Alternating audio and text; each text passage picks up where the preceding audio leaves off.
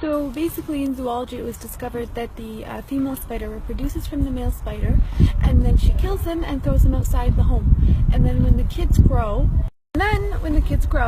they also kill the mom spider and they throw her outside the home.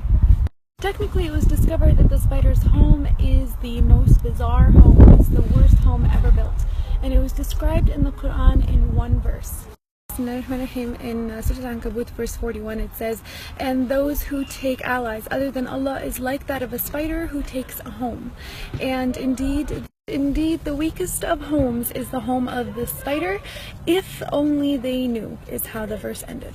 SubhanAllah, people always knew the physical weakness and the flimsiness of the spider's home, but only in this era were they able to make the connection and comprehend the moral and the spiritual weakness of the spider's home.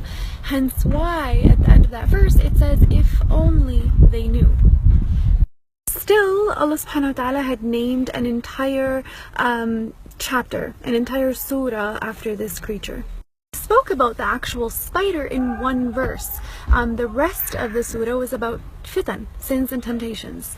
Literally, the second verse in Surah Al-Ankabut says, "Bismillahirrahmanirrahim," and do people think they're going to say we believe, but they're not going to be tempted or tested or tried? Technically, what's the connection between sins and temptations and the spider's home and the spider's web? Why was that connection made in the Quran? If we actually ponder into it a little bit, we'll realize that the connection and the battle and the intertwinement of fitan and temptations is figuratively, it's like the spider's home, the spider's web.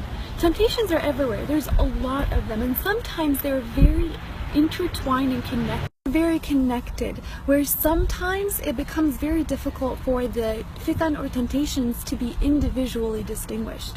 And that's why the comparison was there. A human who falls into the trap of temptation and sins is like a human who figuratively falls into a spider's web, technically.